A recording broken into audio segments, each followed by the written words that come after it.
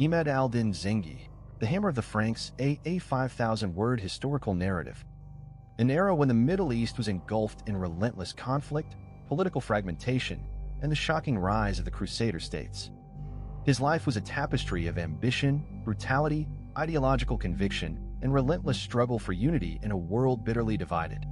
To understand Zengi is to understand one of the pivotal turning points in medieval history, the moment the Islamic Near East began to shift from fractured principalities toward a coordinated, powerful movement that would ultimately crush the Crusaders' foothold in the Levant. Imad al-Din Zengi was born around 1085 in the city of Aleppo to Qasim al-Dawla aq Sunkar al-Hajib, a Seljuk Turkish governor and military commander. From the moment of his birth, the lands around him resounded with the clashing of swords, the shouts of soldiers, and the pounding hooves of cavalry. It was a world where states rose and fell with startling speed. At the time of his childhood, the Seljuk Empire, once a mighty political and military force stretching from Persia to the borders of Byzantium, had begun to fracture due to internal rivalry. Competing warlords, emirs, and sultans squabbled endlessly, each intent on carving out his own small dominion. When Zengi was roughly 10 years old, his father was killed in battle against the rising power of Damascus. The young boy, now an orphan, was taken into the service of various Seljuk commanders, growing up surrounded by warriors, court intrigues, and the brutal realities of medieval politics. His world was defined by shifting alliances and the constant threat of invasion. But it was the year 1099 that would sear itself into the memory of every Muslim living in the Near East. When Zengi was still a teenager, a massive army from Western Europea, the Franks, as they were commonly called, stormed into the Levant.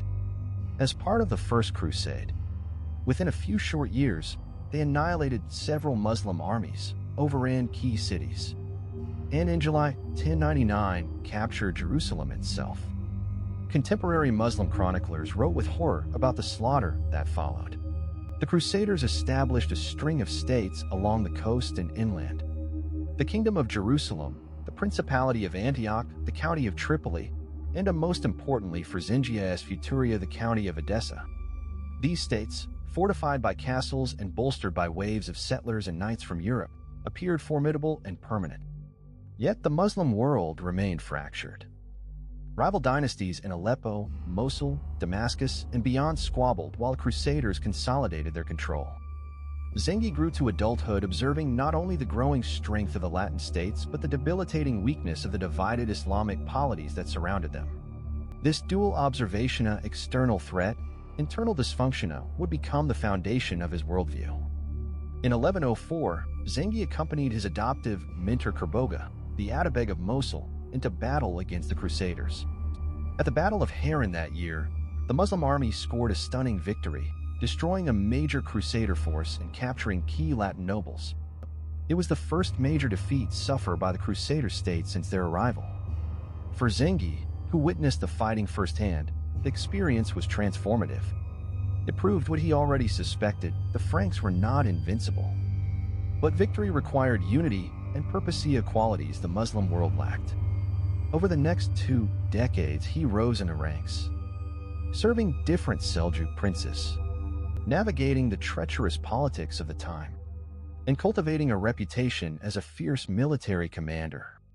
His ambition was noted by both allies and rivals. He was known for personal bravery, military charisma, and a strict discipline that bordered on cruelty. But it was in 1127 that Zengi's fate changed forever. Rise to power: Atabeg of Mosul and Aleppo. In 1127, Zengi was appointed Atabeg of Mosul, effectively making him the ruler of a major regional capital. The next year, through a mixture of diplomacy, intimidation, and military intervention, he seized control of Aleppo. With these two cities, Mosul in the east and Aleppo in the west under his authority, Zengi now commanded one of the most powerful domains in the Near East. The vision of unity, unlike many rulers of the period, Zengi possessed a clear long-term vision: the unification of Muslim lands in order to confront the Crusader states. This ideological mission made him stand out. He portrayed himself not as a local warlord but as a champion of jihad, a defender of the faith, and a restorer of Islamic strength. His court chroniclers promoted this image, and it resonated deeply in a population weary of humiliation at the hands of the Crusaders. But before he could challenge the Latin West, Zengi needed to consolidate power at home. The Seljuk realm was riddled with rival families, semi-independent governors, and rebellious tribes. Zengi spent much of the 1130s waging war, sometimes against Muslim neighbors, sometimes against Christian foes, slowly expanding his sphere of influence.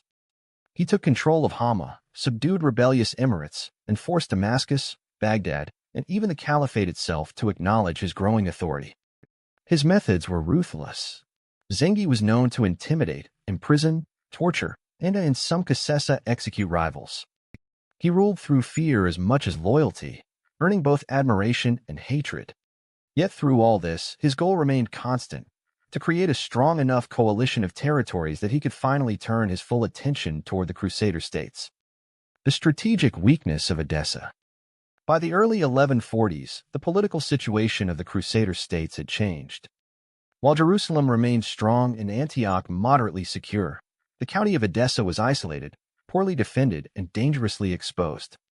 Surrounded on three sides by Muslim powers, Edessa was a thin outpost maintained more by inertia and luck than by military strength. If Edessa fell, it would shatter the illusion of Crusader invulnerability that had persisted since 1099. It would also open a path into northern Syria and eventually toward Antioch, threatening the entire network of Latin holdings.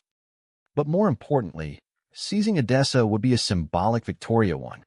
That would galvanize Muslim morale across the region and help unify various factions under Zengi's leadership.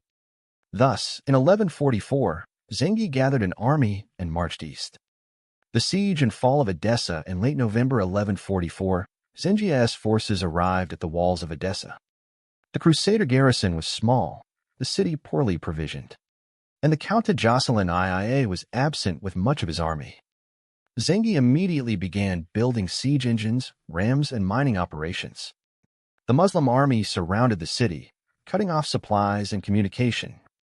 Chroniclers describe how Zengi kept strict discipline among his troops, ensuring that no drunkenness or looting occurred during the assault. Preparation, an unusual level of order for the time.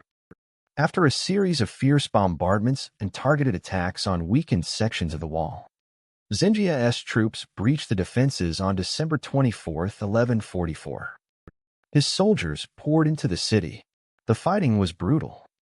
Many Latin and Armenian defenders were killed in the assault, though Zengi famously spared numerous civilians once the city surrendered, an act that stood in stark contrast to the massacre committed by the First Crusaders in Jerusalem decades earlier. A turning point in history. The fall of Edessa was a thunderclap heard across the medieval world. It was the first major Crusader-held city to be retaken by Muslim forces, and it signaled that the Latin position in the Middle East was far from secure. For the Muslim world, it was a moment of triumph and vindication. For the Christian West, it was a moment of shock and fear. News of the loss eventually made its way to Europe via returning pilgrims and envoys. In response, Pope Eugene III issued a call for a new crusade. What would become the Second Crusade, led by the kings of France and Germany? This immense reaction underscores just how significant Zengi's victory was. For Zengi himself, the conquest of Edessa marked the peak of his career. He was celebrated as a hero of Islam, a banner of unity, and the most powerful military leader in the Near East. But his triumph would not last. In 1146, barely 2 years after his greatest victory, Zengi was besieging the fortress of Khalat Jabr on the Euphrates. Accounts vary. Some say the servant acted out of fear of punishment. Others suggest personal revenge or influence from political enemies. But the result was the same. The most formidable Muslim leader of the age was gone. His death sent shockwaves throughout his domain. Many feared that his fragile coalition of territories would collapse, inviting Crusader counterattacks or renewed civil war among Muslim princes. But Zengi had built a legacy stronger than his own lifespan. The Zengid legacy. Zengi's empire did indeed split after his death, but not fatally. His sons Saif al-Din Ghazi in Mosul and Nur al-Din in Aleppo continued his work. It was Nur al-Din, in particular, who inherited his father's vision of unity and holy struggle against the Crusaders. Nur al-Din would go on to strengthen Syria, reform government institutions, promote scholarship and law, and expand military pressure on the Latin states. Most critically, he mentored and positioned one of Historia's most famous Muslim leaders, Salah al-Din Yusuf ibn Ayyub, better known as Saladin. Saladin would eventually eclipse even Zengi and Nur al-Din, recapturing Jerusalem in 1187 and reshaping the political map of the Middle East. Zengi's historical legacy is complex and multifaceted. He was among the first to articulate and pursue the idea that the divided Muslim states needed to unite to resist foreign invasion. This idea would define the next century of Middle Eastern politics. A ruthless commander, he was famida and firida for his severity. He executed rivals, suppressed rebellions with harsh measures, and demanded strict discipline from his armies. A symbol of resistance to many Muslims, he represented the revival of jihad as a political and religious force. His propaganda was effective, and his victories served as rallying points for broader Islamic solidarity. A turning point figure. His conquest of Edessa directly triggered the Second Crusade and shifted the balance of power in the region. It marked the beginning of a systematic Muslim counteroffensive. Though less famous than Saladin, Zengi laid the groundwork for everything that followed. Without him, the Crusader states might have lasted far longer, and the political evolution of the Near East would have taken an entirely different course. Imad al-Din Zengi was not a saint, nor was he a diplomat. He was a warrior, a conqueror, and a hard pragmatista. Yet he possessed a rare ability to see beyond the political fragmentation of his time. His life was a relentless march toward unity and power, fueled by personal ambition but guided by a larger vision of the Islamic world restored to strength. His victory at Edessa reshaped history. His death sparked new rivalries. His sons expanded his influence. And his ideological heirs, especially Nur al-Din and Saladina, completed the mission he began. Zengi's story is one of ambition, brutality, vision, and transformation.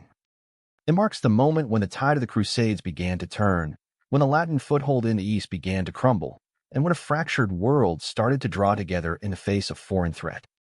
He was the hammer that struck the first blow, one that would echo across continents, empires, and centuries.